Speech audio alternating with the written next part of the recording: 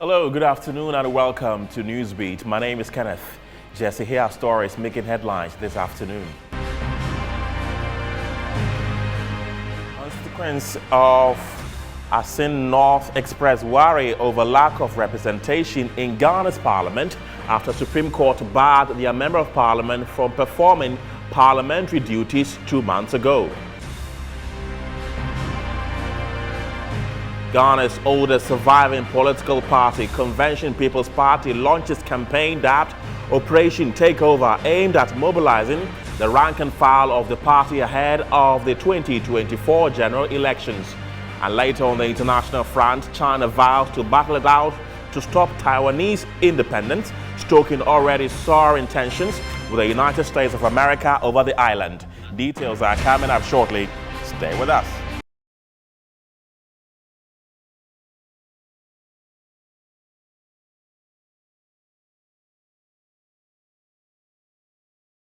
Let's now settle for the details as constituents of ASANTE North are perturbed by the lack of representation for them in Ghana's House of Legislature.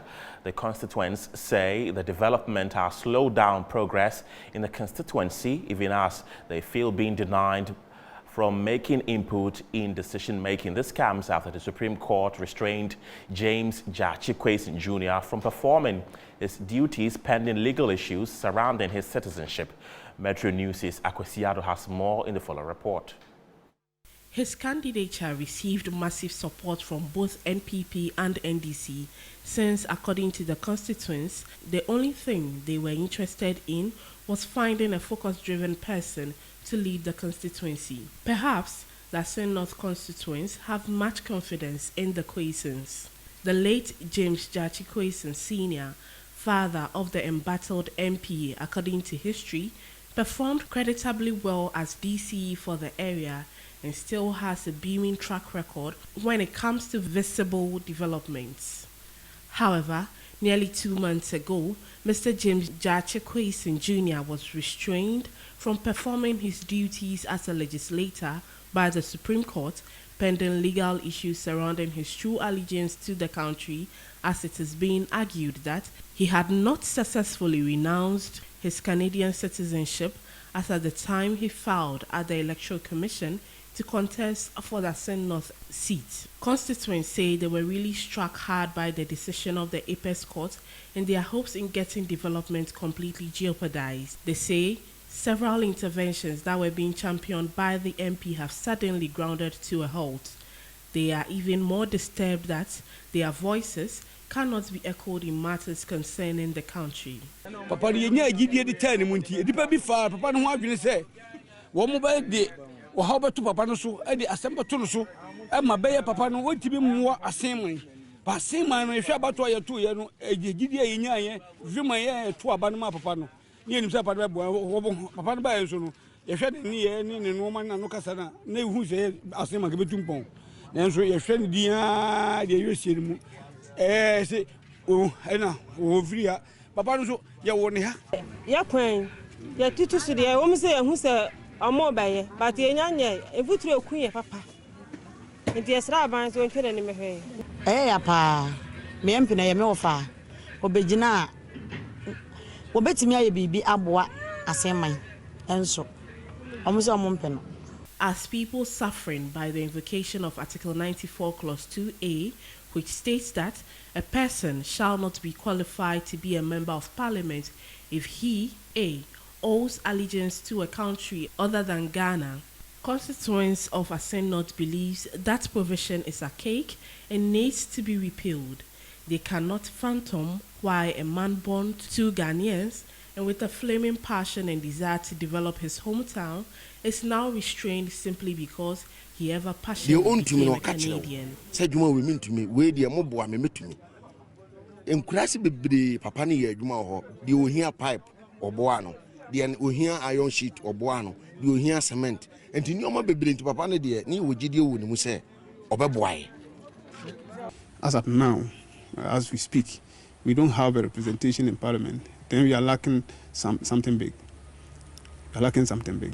And so I'm saying that yes, this situation is going to affect ASANTE of constituents when it comes to the sharing of the national cake. Senga papa iti eda so te so a how bia maya nanka ekwan mpunkenye se nete ekwan ye beto aba no mo ye se ye beye ye to aba papa ne wini ya no mugya ato ho court ka say papa no ma parliament biem de ya start tina che say ase not ya no adwom bone bi wa ha adwom papa ni yetirim wa ha de obeya de ne ma ne kwan no onye na memma MPP fo ne nye omo de se yenni namsini e wo pan mpuntu no ma de ade omo ha ye because the omo ye so ma anhweni ne se omo anhweni ya me kan si su pise anhweni ya 2024 ASANTE of yento aba.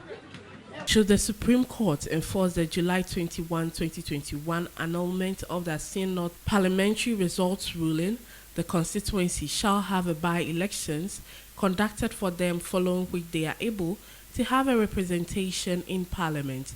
Until then, they continue to lack representation and have no person to champion core developmental agenda within ASANTE, the capital, and its adjoining communities. Let's still stay on this issue and have a conversation on the back of this, and I've been joined via Zoom by political analyst Jonathan Asante Ochre for more on this. Jonathan, welcome to the show. The people in the area are clearly not happy with the situation. Do they have a case? Thank you very much, and good afternoon to your viewers. Certainly they do. If you look at issues that have happened elsewhere in the country, like, for example, Mr. Peter Mewu's constituency, you can talk of Techiman South, and so on and so forth. So if you look at that particular situation, and the court said that in these constituencies they need representation, then, I mean, on what grounds? I mean, we are almost 2 months in the fray that the people of ASANTE should be denied representation. It just does not make any logical sense. And I think that issues of this nature, bordering on, as it were, constitutional interpretation, I think that the High Court might have erred. And then it surprises me that the Supreme Court in itself will uphold, you know, that particular ruling of the High Court, especially when it borders on, you know, constitutional interpretation. Right. The law is a bit not clear on this current situation, because assuming the person who is an MP at the moment had died, a by-election would have been held by now. But here we are, no by-elections, and he has been barred from going to Parliament to perform his duties as well. Yeah. If you look at the situation and listen to the citizens or the indigenous of that particular place or that constituency, it tells you that these people are just in need of basic things of life: roofing sheets, you know, untarred roads, bad roads, and so on and so forth. So if you listen to the worries of the indigenous, it tells you that they are really, really worried. And what they need is not something extravagant. It's just basic things of life.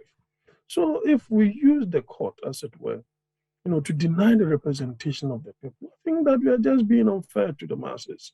And you see, these masses do not really have representation, as it were. They can go to Parliament to represent themselves.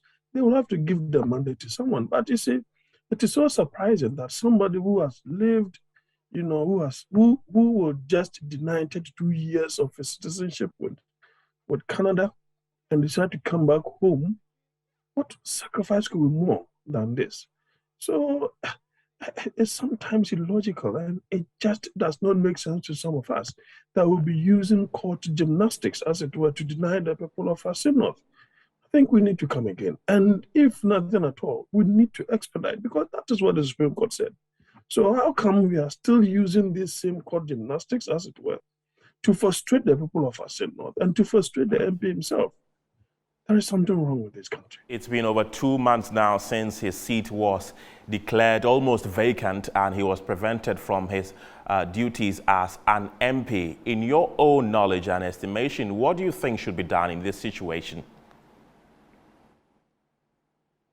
Well, I know that the embattled MP is still using the same court processes, as it were, to ensure that he goes back to Parliament to represent the people. I think that the Supreme Court, in its own wisdom, should be consistent in this particular issue. I don't want to sound prejudicial, but in a rule of law and a democracy, what the MP has started to do and is continuously doing is the best way to go, because you just cannot use gun, as it were, to get your way. So we need to move forward. We need to move on with this particular issue, because if you look at the basics of the issue, I think that it shouldn't take enough time on our hands, as it were, to deal with this particular issue. Let me ask you a simple question.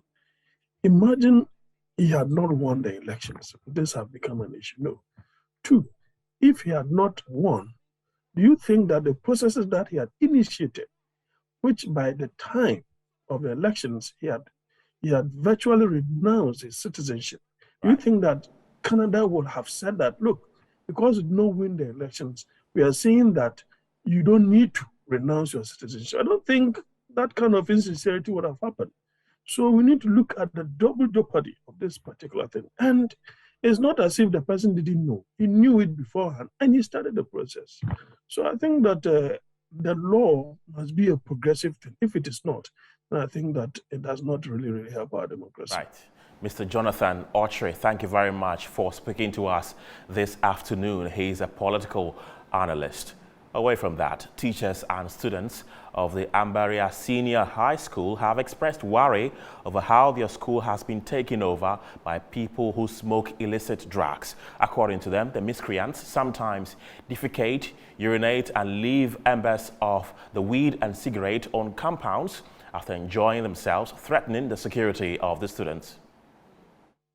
The Amambrea Senior High School was established in the year 2009 by the Amambrea Muslim Mission and was later absorbed by government in 2013 as a public school. The school is one of the senior schools in the northern region with so many problems at hand, ranging from land encroachment, infrastructural deficit, thievery, and many more. The school, which has about 3,000 student population, most of them girls, has no single teacher staying on campus to take care of them due to lack of teachers' bungalows. Students are also forced to sleep in uncompleted buildings due to lack of student dormitories. To add to this, the school has been taken over by persons who use illicit drugs, threatening the security of the school. Abdullah Mohammed Harun is the senior housemaster of the school, and he spoke to Metro News. Attendant problem due to this are uncountable. Teachers are not there. You will have teachers who will come and sit in the school after somewhere 9 or 10 o'clock in the night, and they will have to leave, leaving the children to their own fate. And you can tell what happens next. There are instances where the senior housemaster had to be called late as 2 a.m. by students to come because there were people trying to enter their dormitories. He has therefore appealed to government and other benevolent organizations to intervene to save and to protect the future of the numerous students staying on the campus of Ambaria Senior High School. On his part, headmaster of the school, Ibrahim Dokurugu, said the school had only a 6-unit classroom block from government since its absorption by government in 2013. He has therefore appealed for more infrastructure to be built in the school to deal with the sufferings of students and teachers in the school. Since our absorption, we have not had the needed infrastructure that we desire, but we continue to grow as a school. Presently, we have a student population of over 2.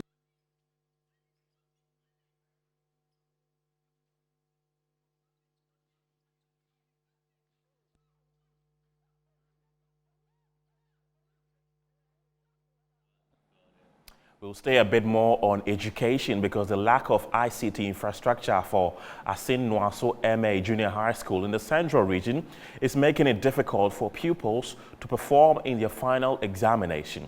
Headmaster of the school says teachers have been employing stopgap measures such as the use of stones in place of computer mouses to cheat pupils. The Asin Nwaso JHS block was in a very deplorable state and almost inhabitable According to stakeholders of the school, it had no windows and doors and became a habitat for all manner of animals. Miscreants also took advantage of the situation and turned the school to a toilet facility. Academic activities were mostly brought to abrupt end at the onset of rains. The situation was dire. According to headmaster of the school, the situation led to the withdrawal of many wards by their parents. He narrated his personal ordeal to Metro News. You come every day, ghost feces, human feces sometimes, use condoms sometimes, they were all there. And so it was a big challenge for us. But looking at this now, at least, we are happy that at least we can close it against goods and fowls and even human beings. But the situation has changed as a benevolent citizen, Charles Edusipoku Jr. and the Akosua Bako Foundation have risen to the occasion to give the school a facelift.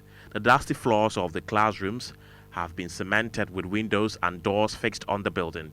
Impressed by the work done, stakeholders of the community say the wards can now study under a more decent environment. Some of them spoke to Metro News. You look at the structure of Nyaso MAGHS. In fact, it was highly dilapidated.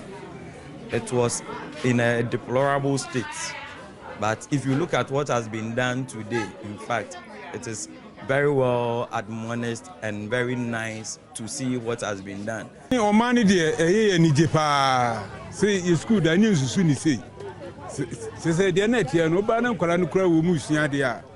fact, now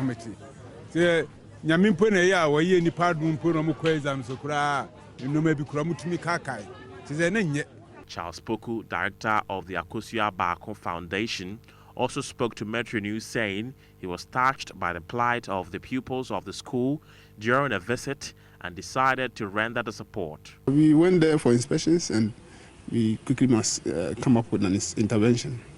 What we did was that we needed to quickly put some funds somewhere and then come up with a plan to renovate the whole school.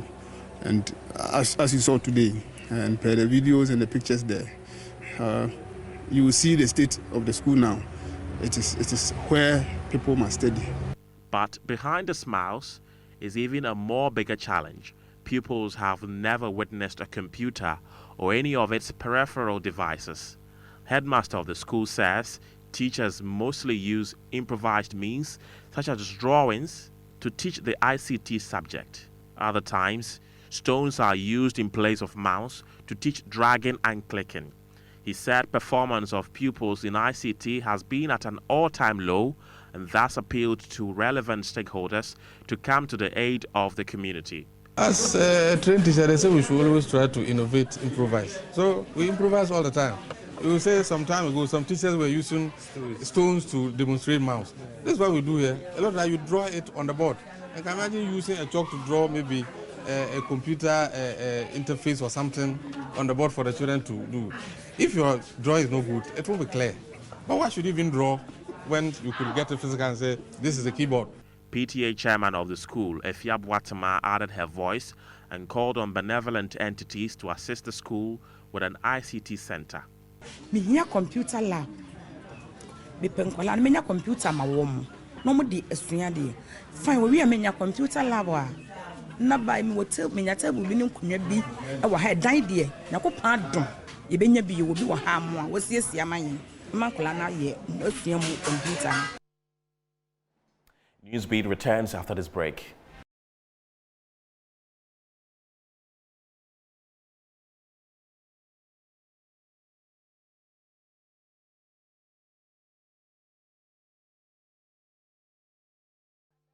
Hello again. A renowned physics lecturer at the University of Ghana, Legon, Professor Nana Ama Brown Kluche, has called for deliberate actions to be taken in empowering and elevating girls through education. According to her, the country will witness an exponential growth when that is done. Hailing from a very small community, Nyamfeko Ekrofo in the Bura, Isiebukwa Mankese district of the Central Region, Professor Nana Ama Kluche Brown has made a remarkable and significant stride in academics. Currently, She is an associate professor at the Department of Physics, University of Ghana, member of Scientific Board of the International Basic Sciences Program of UNESCO, an Ames Canada researcher in climate change science with Ames, Rwanda, and Ghana, and a guest lecturer in many universities in Africa. Recognizing this rare, remarkable feat, especially being a woman from the Ebura Esiabo Kwamankese area, the district organized a ceremony to celebrate the lady professor. Speaking at the event, Professor Nana Amakuliche Brown noted the importance of girl-child education and said the country must do more in ensuring that most girls are educated and elevated on the academic ladder. She appealed to government and all other stakeholders to deliberately institute pragmatic policies that will get more girls educated, since that, according to her, will result to an exponential growth and development. She wants parents also to prioritize the education of their girls. Meanwhile, she has pledged to help reduce teenage pregnancy, which is on the ascendancy in the Ebura Esiabo Kwamankese district, through a social intervention she has instituted. Instead of allowing themselves to be defined by these challenges, I humbly implore them to redefine these obstacles to constructive ways or in constructive ways. If I have come this far, I wish to encourage them to know that they can go even further despite these challenges. The Odikro of Nyamfeko Ekrofo, Nana Afranse VII, urged the youth, particularly young girls, to emulate the sacrifice and dedication as well as hard work of the lady professor throughout her academic journey. He admonished them to eschew truancy and sexual immorality, which can derail their academic successes.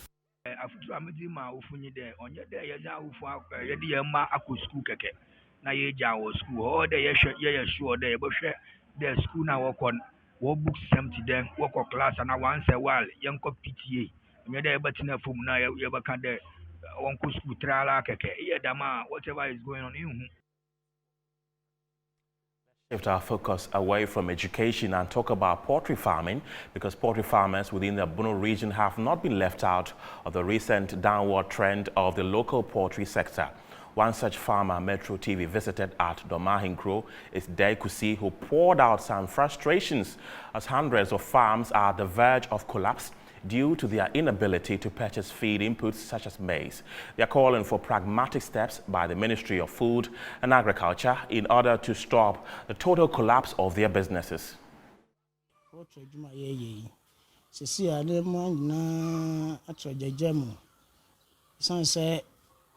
Nema yeye enkukwa aduane no nyina boa yedin ama sese ya no yentimi ensum aburo boa yedin a sese ya no maxi bag kra no ye ton no 450 Ghana cedis, mini bag 175 ewo DORMAA ha saa nso na soya nso so ye ton no be 300 Ghana cedis na wheat sese nema America ni nyina ne boa yedin nti se we aduane ba ko a 1 ton no e cost be 4,500 Ghana cedis up to 5,000. Actually, say, would the aduane mamwa na mfaso eba mu no enye ade a eso ani enti enye nwa se moba ha na mo se buo no bebre gu ho a se no se ye gya adwuma no ye na se ya yo mu no sebe mpraduasa ye de yensa to abrewadu ani mu ntino yentimi njai krakra anya sa nkasa amre mo baaye no obi akra ni farm ha metu nipa bi awa enti sa planting for food and jobs so mo e de abro baaye no ye poultry farmers de ye hu ni sa ye nje hu ni se e ya adwuma bone na papa na ye wo ho no oka e de frefra nipa ni keke na nya no kre nika anka no na me kokoro dos no na me wo nipa be 15 to 20 and as I say ya adwuma no call farm no nipa aka me no mo ye adwuma ye 3 nipa mi ensape na chere say wo hwe omo a omokọ ena omo amaka na chere say asem kese pa na ya to Ghana ezan say enya me nko a minu onu aka nyina de mi hu no saa na omo su nti omo nyina ma nipa no dodo na akofie takra bi na wo mu aye na omo ye adwuma. His farm is now having just about 5,000 beds because of the difficulty in purchasing maize, which is a 60% component of the feed. And it is because maize is now being purchased at about 450 Ghana cedis per maxi bag. And the 50 kg bag sells at over 170, 175 Ghana cedis. And he says this cost is unprecedented and they are unable to buy. And this is causing a whole lot of problems because they are not able to feed their birds, and so they've had to cut down on production. So they are not able to go in for a large number of birds, such that 20,000, he now keeps just 5,000. He has laid off almost all of his 20 farmhands. Now he has just 3. So he's saying that this is also causing, this would help in bringing up the number of social vices, because these youth are unemployed. And how do they take care of themselves? Where is their source of livelihood? And a lot of farmers are in trouble. They are in debt, and they find themselves hiding from their creditors. And they are calling on the sector ministry. Quite a number of the issues that have been said, you've heard it for yourself. He is talking on behalf of other farmers because he's a former chairman of the Poultry Farmers Association here in DORMAA. And so he is calling on government and the sector ministry to be up and doing to see how best they can rectify the situation in the poultry sector.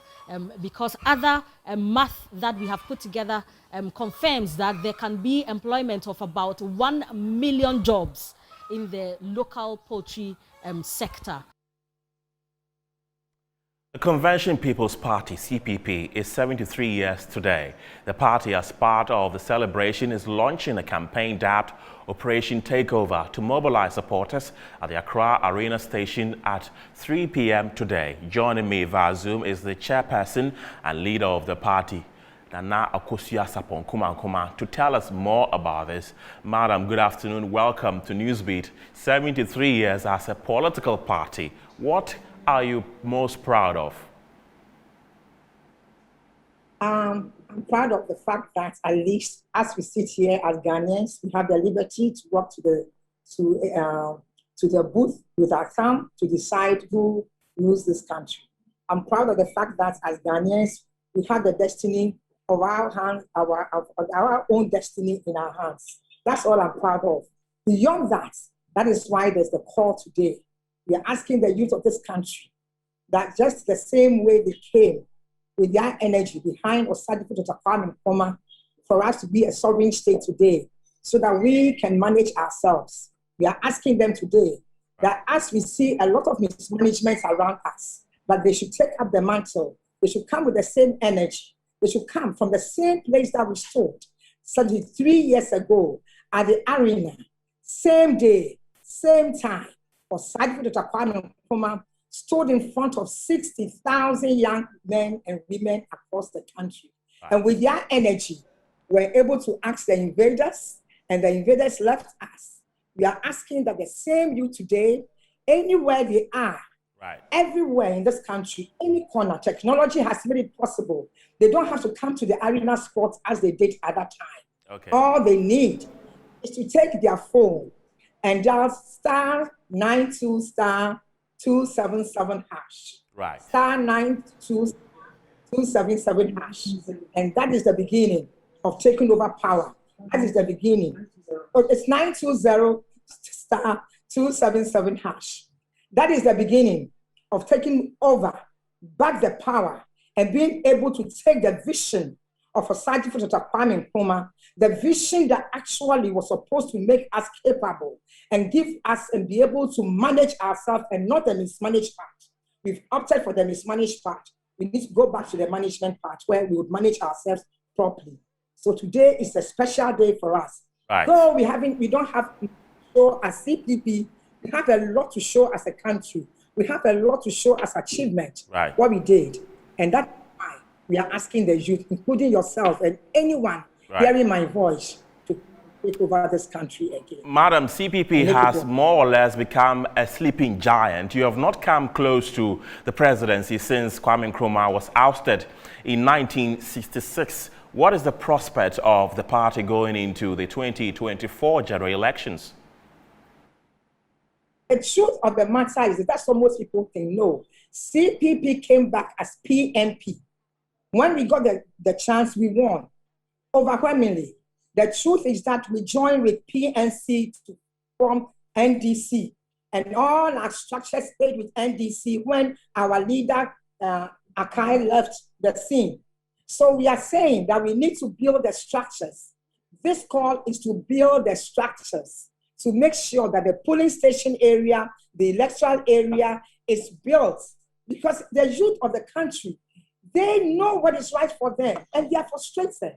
I haven't said that. They want the country fixed. And we are saying that come take over. You cannot fix the country just complaining. You can't fix the country sitting on the fence. You must get involved. You are the energy. Right. You are the ones with the force. Come and get involved. Fortunately, CPP has opened its doors again. We want to do what we did, and so we are asking them to come over. Okay, Madam Sapon Kuma, thank you very much for speaking to us this afternoon. Now, the Ghana Army is for the first time participating in a large-scale multinational counter-terrorism training exercise in Morocco. Officials explain the main objective of the training is to improve the Army's ability to play and conduct counter-violent extremist operations. You have realized that our brothers from the Air Force have been very instrumental in lifting us up for our training in Ivory Coast and now to Morocco, Agadir in Morocco. The exercise, which is codenamed Exercise African Lion, will bring the Ghana Army to train alongside the American, Moroccan, Senegalese and the Tunisian armies. Addressing the pre-departure parade at the Air Force Base, the Chief of Army Staff, Major General Thomas Opompepra, reiterated the need for joint operations in the Ghanaian Army and called for personnel to exhibit excellence during the training.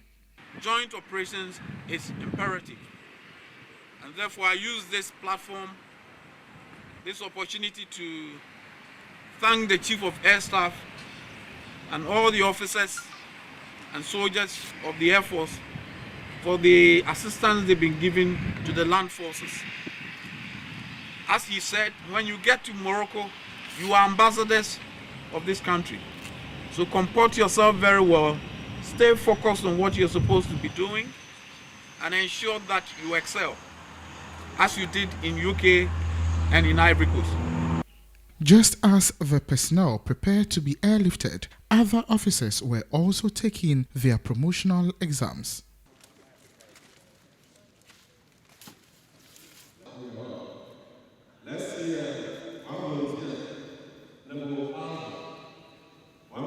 A senior officer proud to take off describes how relevant the exercise is to the Army and Ghana's security.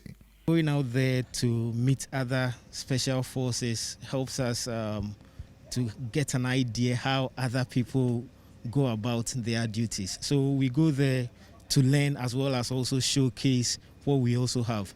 And this is good for the troops, especially because it also builds our confidence. I tell you, for Cambrian Patrol, Ghana did very well. It was among about 5 countries that were noted for their performance. In Flintlock, we excelled so much. Exercise African Lion is scheduled to begin from Saturday, 11th June to Thursday, 30th June 2022. For Metro News, Shadrach Odame Ejari, Air Force Base, Accra. You're still watching Newsbeat here on Metro Television. Remember, you can also follow us live on Facebook at Metro TV Ghana and on Twitter at Metro TV GH. Let's bring in more stories as the Ghana Tertiary Education Commission has organized a seminar for the media at the conference hall of the Tertiary Education Complex as part of efforts to strengthen collaboration with the media fraternity. On August 21, 2020, President Nana Addo Dankwa Akufo-Addo assented to the Education Regulatory Bodies Act 2020, Act 1023. Part 1 of the Act established the Ghana Tertiary Education Commission as a merged entity from the ISWA National Council for Tertiary Education and the National Accreditation Board. Speaking at the seminar, the board chairman of GITEC, Professor Kwame Boafo Arthur, explained the rationale behind the first ever media seminar of his outfit, noting that his outfit considers the media an important stakeholder in the development and the attainment of goals and objectives of the Commission. Media, which is the fourth estate of the realm, has played and will continue to play a vital role in Ghana's development. This is why it is critical that the media have a full understanding and appreciation of the work of the Commission to enhance its performance of agenda setting and watchdog roles so far as the tertiary education landscape is concerned. At the seminar, Professor Mohammed Salifu, who is the Director General of the Ghana Tertiary Education Commission, noted that the Commission is to regulate tertiary education in all its forms with a view to promote efficient and effective management, provide consistent quality of service, advance the application of knowledge, and develop appropriate human capital. The President is the only one who grants that, and he may do that on the advice of the Commission, given through the Minister, to grant charter to a tertiary education institution to enable the institution award certificates, diplomas, and degrees. The grant of charter also provides for effect of charter. It tells you what, as an institution, you've been empowered to do under that. But there's also another one. If you've been granted charter, it doesn't mean a lifetime right to do whatever you like. There's a provision for revocation or variation of the charter. He called on the media to help GITEC to maintain vigilance and hold tertiary institutions in the country accountable. The news continues after this break.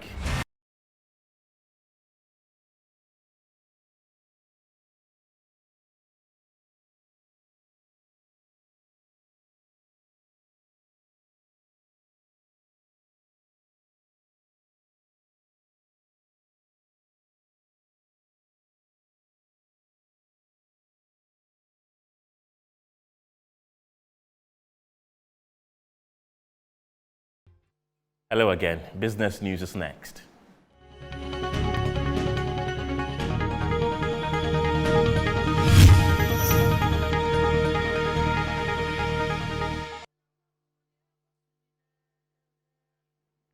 And in business today, the Director of Research at the Bank of Ghana, Dr. Philip Otu, has called on all stakeholders to work hand in hand to restore confidence in the economy. Ghana's economy has not been stable for some time. This, some industry players blame on rising inflation, global uncertainties, among others. In the keynote address by the Director of Research at the Bank of Ghana, Dr. Philip Abrado Otu, at the Financial Literacy Workshop for Journalists, he admitted that Ghana's economy has been going through trying times, which has led to loss of confidence in the economy. Transparency is possible when accurate reportage informs the public and the exact nature of developments in the economy, as well as real implications of actions taken by policymakers are pursued.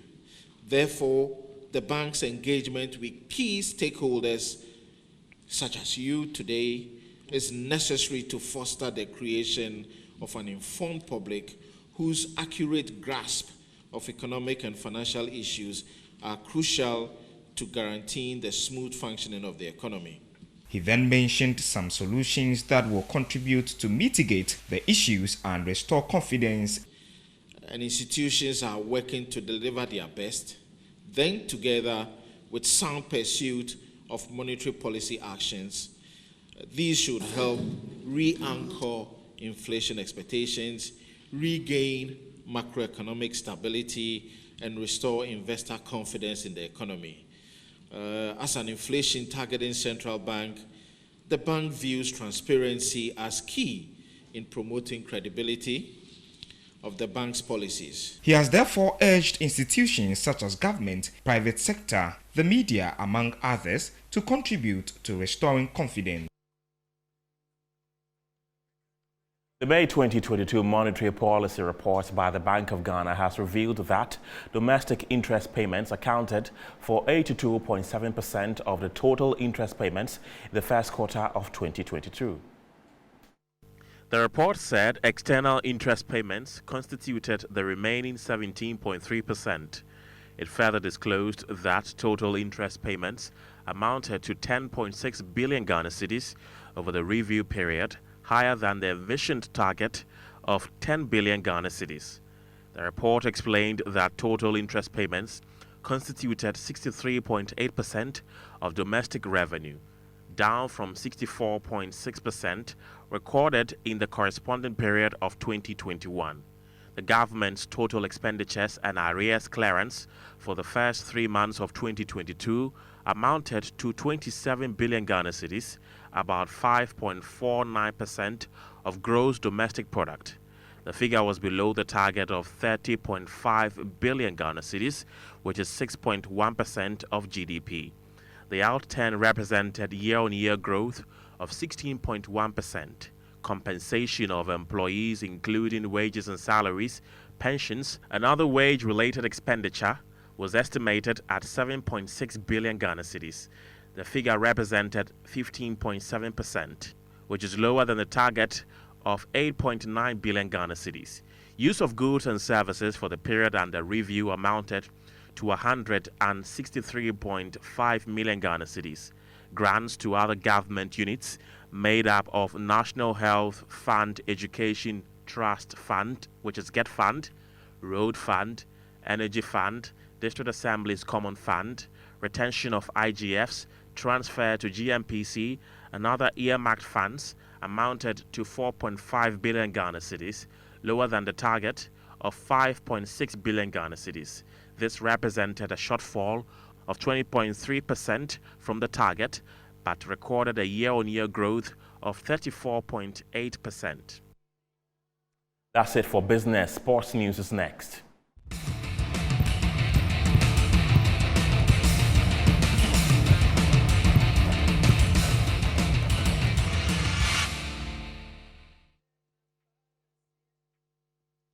In sports today, Ghana's under-17 side, the Black Starlights, were dropped 4-2 by Nigeria in the opening match of the WAFU Zone B under-17 tournament at the Cape Coast Stadium. Here are highlights of the game. Give support to Pius Edua. No answers whatsoever. Yeah, at this level, under-17, this is a magnificent finish from the left back, who he appears his teammates just need. 8 out of 10, he finishes it. Country mouth here, lovely cross into the box, but the cross has got some pace on it, so all he has to do is to guide it on target. Andrews goal past Michael Andrews' effort. Andrews appears effort goes wide, but quite clearly see what he's trying to do there. That's a good drive, and it's the second goal for Nigeria. It's Dennis Appiah for Ghana with a drive. No problems for Richard. Once his man picks the ball, he's just right on his bike, looking to provide an option. He's Adams. Lovely switch to Nyaba down the left. Nyaba goes for glory. So Nigeria, Okere, Ebube, goalkeeper Ahmed Dembara. Nigeria is looking for inroads, but Kewe Yede's effort doesn't yield any positives. Nigeria looking for the third, and yes, they finally get the third goal. Trying to pass from the back, not clearing the lines, expecting goalkeeper to be more aggressive and grab that But Nigeria's Jabril Aziz is not giving up on the chase. He just sticks his leg in and wins the ball off the goalkeeper. It's question mark. Ghana looking for a consolation, and yes, Ghana pulls one back. Ball and takes it in his stride into his favorite side. Gives the goalkeeper the IRC. At 7 p.m. That's the final whistle. It's over. Full time. Ghana 2. And as we all are aware, the biggest football team in Ghana, Kumasi Asante KOTOKO, have won the Ghana Premier League again for a record 25 times. And they play their final match today, and Asante KOTOKO coach Prosper Ogum has named his 20-man squad for his side's final home game of the season against Elmina Sharks, and captain Ishmael Ganiu has been left out of the squad as he continues to nurse his injury, whereas Andy Kumi has recovered from his long-term injury to make the list. The league winners will host relegated Sharks in a coronation match on Sunday, June 12, 2022 at the Babara Sports Stadium in Kumasi. KOTOKO will be officially handed the Ghana Premier League trophy after emerging champions of the 2021-2022 season. Incredible. Just look at his confidence. Some people are not happy, but it is what it is. Entertainment news is next.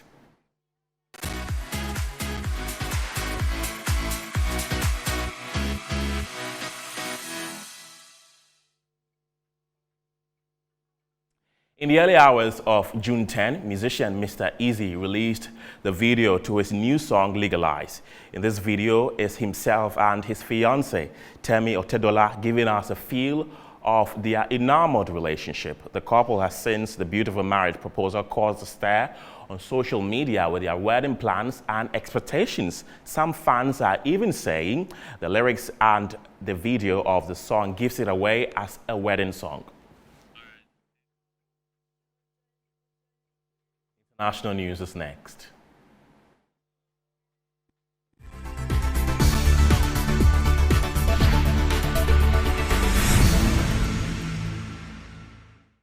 China will fight to the very end to stop Taiwanese independence. The country's defense minister vowed Sunday, stoking already soaring tensions with the United States over the island. The two countries are locked in a growing war of words over the self-ruled democratic island, which Beijing views as part of its territory awaiting reunification.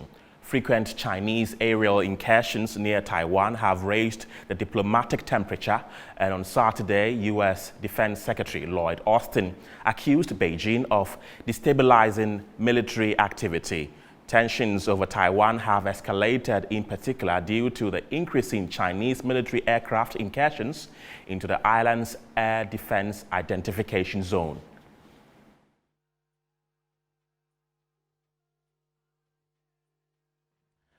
That's it for now, but before we go, a look again at our top stories. Constituents of Asin North expressed worry over lack of representation in Ghana's parliament after Supreme Court barred their member of parliament from performing parliamentary duties 2 months ago.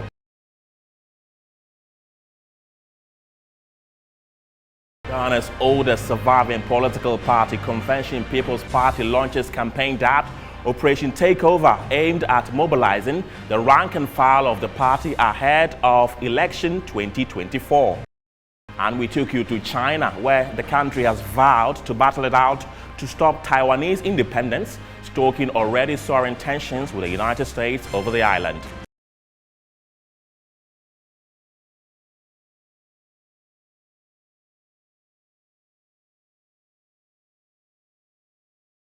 My name is Kenneth Jesse. The news team returns at 7 p.m. with Newsnight. Bye for now.